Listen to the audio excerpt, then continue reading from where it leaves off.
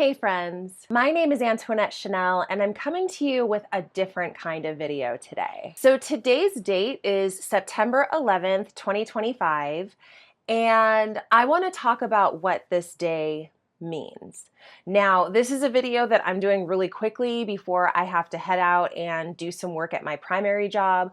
So I'm going to try to make this recording as brief as possible, but also touch on all the points that I want to get to. I have some notes here so that I don't ramble. And I also just want to speak from my heart because that's what I want to deliver to you right now, my actual feelings from my heart. And I don't want to do a bunch of editing to this video so that I can get it put up same day. So here goes. So first of all, when people talk about Pearl Harbor, it's described as a day that will live in infamy. Anybody who was alive at that time, they remember exactly where they were, what they were doing when they got word that the United States had been hit at Pearl Harbor, and that was sort of our catalyst for getting into World War II. For millennials, I believe that 9/11 is a similar type of tragedy, a similar type of date. I believe that it is a day that will live in infamy forever. It touched off the war on terror. It touched off a lot of changes in the United States that I don't know if people are fully cognizant of, if they are remembering these things. And then for Gen Z, they might have no recollection of this whatsoever because of their ages. So I want to touch on some of that as well today. But my main purpose in speaking about this right now is to send a message to other millennials out there that if you feel weird on the anniversary of 9/11, first of all, you're not alone. And second of all, I think that that's a really normal response to have. Bringing this to a personal point, I remember what 2001 was like before 9/11 and after 9/11. And I think that that's probably the most glaring contrast that I can reflect on when I think about like events that have changed my life and events that have shaped what the world looks like today in my adulthood. I think about what the world was like prior to September 11th, 2001. So me personally, I was 17 years old in 2001. So I finished my junior year that June.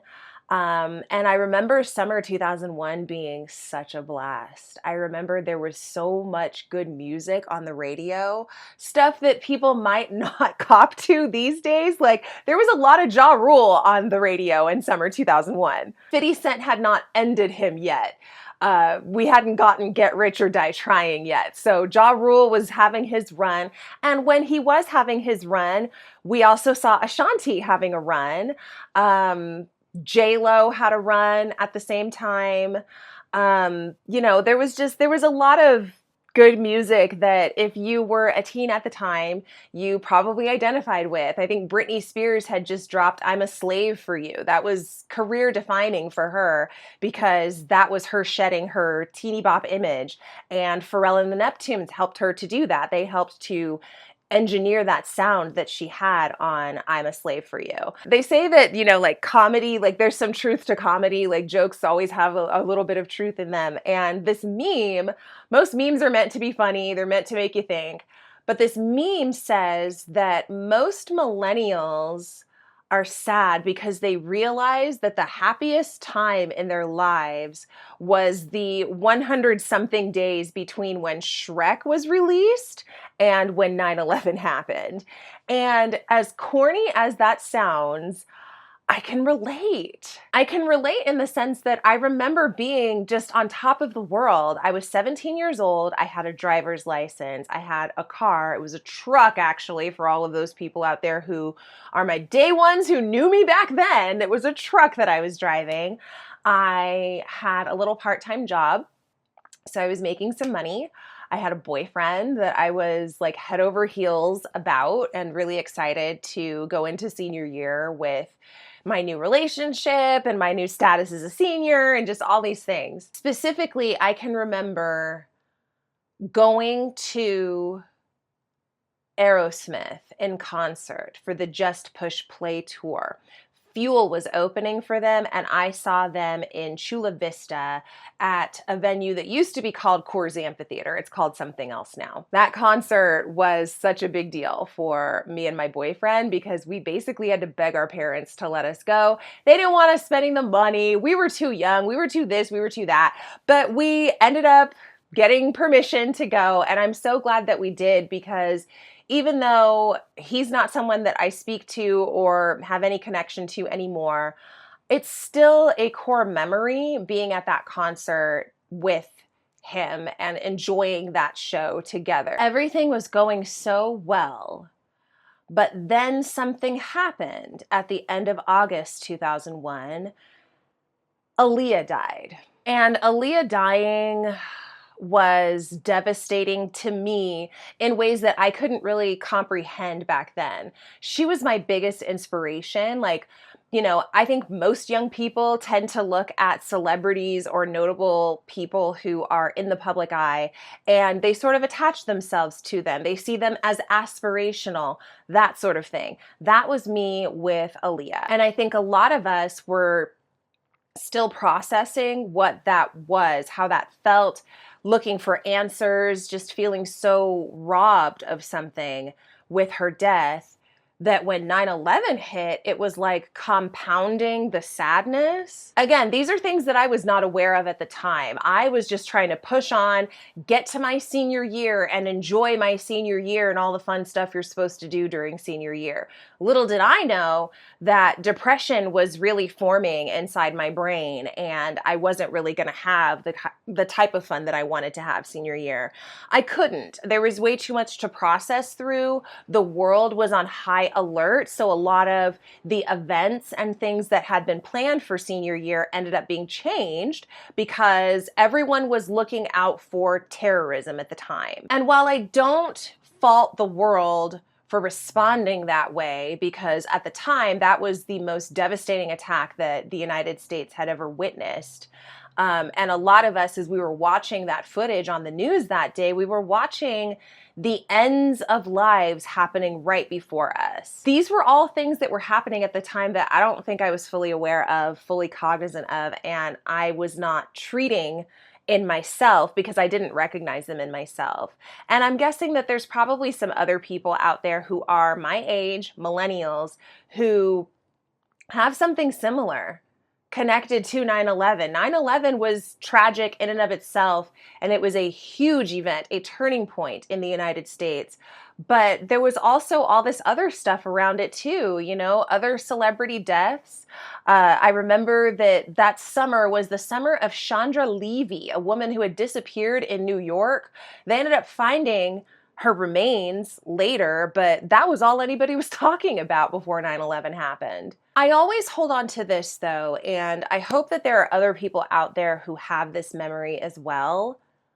In the wake of 9/11, our country came together so beautifully. I haven't seen that type of unity, that type of love, that type of unconditional care for each other, regardless of what you look like, regardless of where you come from. I've not seen that in this country since those first few days after 9/11, because 9/11 happened on a Tuesday, and then that Friday was like a national day of prayer. I believe that was actually turned into a federal holiday. It's like a national day of mourning and remembrance and whatnot.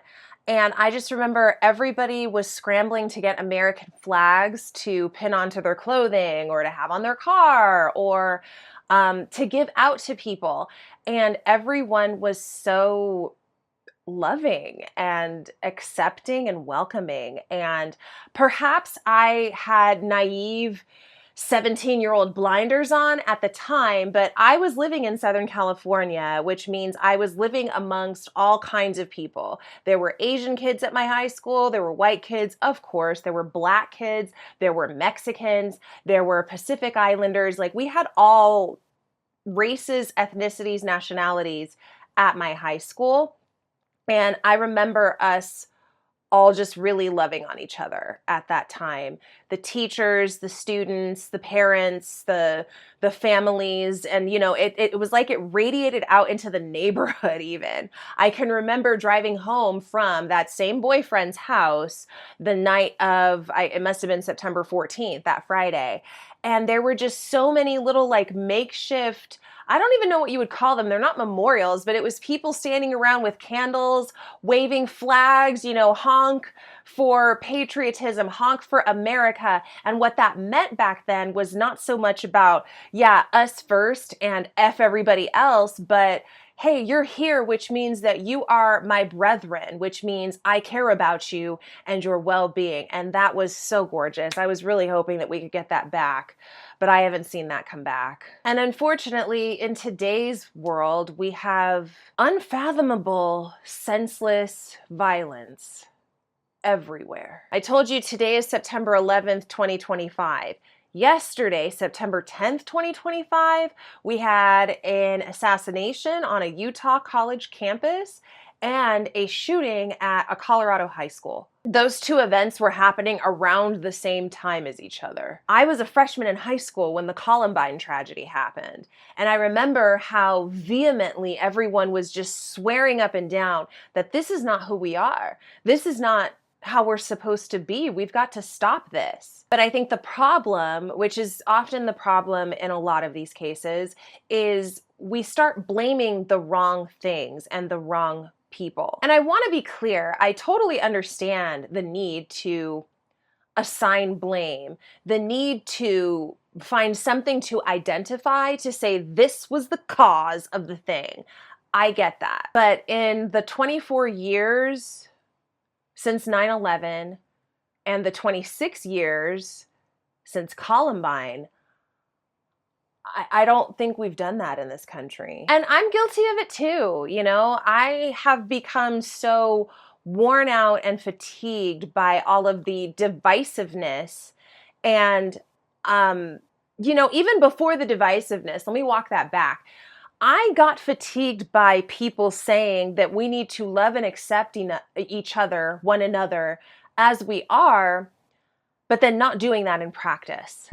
Politicians who will swear their allegiance to religion, to deities like God and Jesus, which are supposed to make you be more righteous, be more loving and fair to your brother and sister, especially if they come from a different background than you. And I know for myself, I just got tired of the hypocrisy. I got tired of the two-facedness that I was seeing in people. And that tired probably turned into apathy. And then that apathy turns into flipping away from the story when you hear that there has been mass violence committed somewhere, distracting yourself with something else that's happier, that brings you more joy. I think it's natural to have apathy. I think it's natural to do the kinds of things that people are doing right now that helps them to preserve their psyche.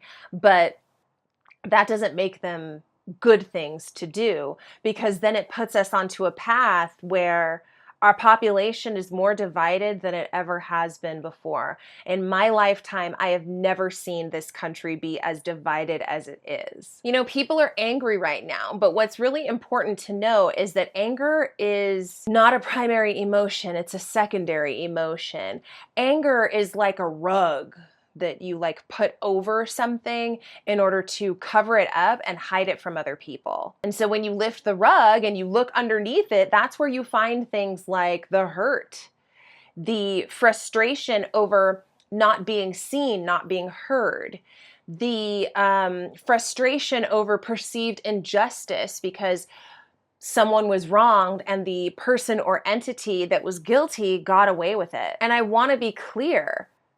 Everybody is hurting. Everybody in this country has some sort of a gripe over what was taken from them, what was promised to them and never delivered, what used to be so comforting and comfortable for them that's now become really, really difficult, and they feel that the difficulty is unnecessary. It's like the technology has outpaced us, and some people are hip to it, some people are not. The people who are not are probably being exploited by it. And so I think it's very natural for some people to feel like, you know, the rug got pulled out from underneath me, or, you know, I've been hoodwinked, everything changed so fast. I can understand that. I can understand that. But I think we have to get to a place where everyone can matter.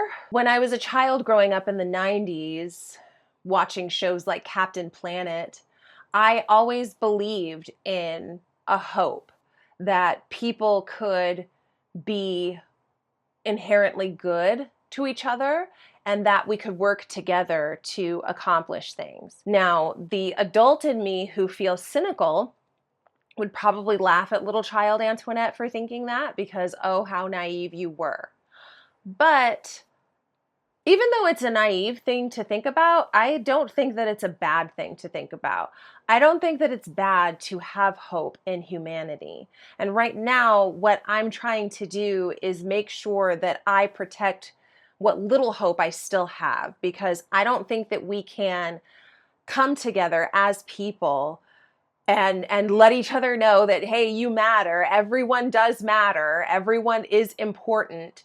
No one's above anybody else. I don't think we can do that if we don't still believe in the idea that this can work. And so I am still hoping that I will see that sort of unity and togetherness and wholehearted rejection of things that we know are wrong, things that we know are bad, the racism, the bigotry, the exploitation.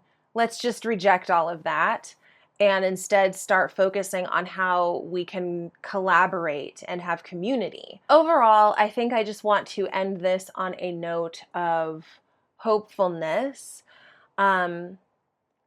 There are real people out here in the world, real people who would love to connect, love to hear you, accept you in your wholeness.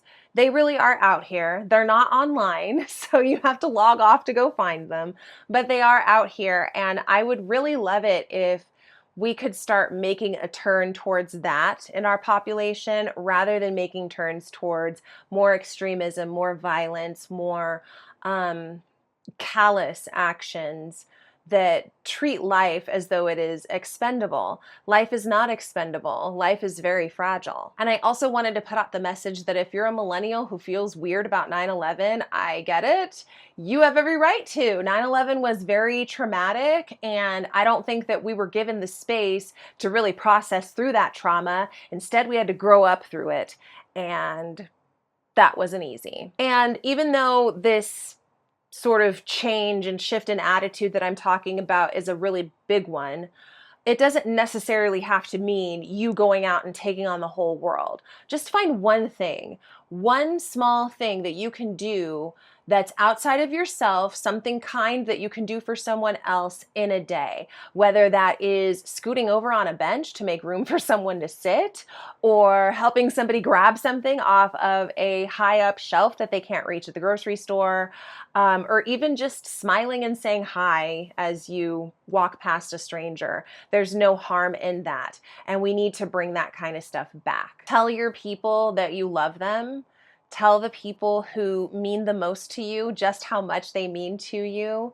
Make sure that you are living in that every single day, because it can all end at any point and you don't want to leave things unsaid. Those are all my thoughts on this. I hope that wherever you are, whoever you are, you have a wonderful day today and a wonderful rest of your week. I will get back to recording more videos very soon, but it's been kind of an emotional week for me, and so I've sort of stepped back from that a little bit, but I wanted to record this message today so that I could put it out there.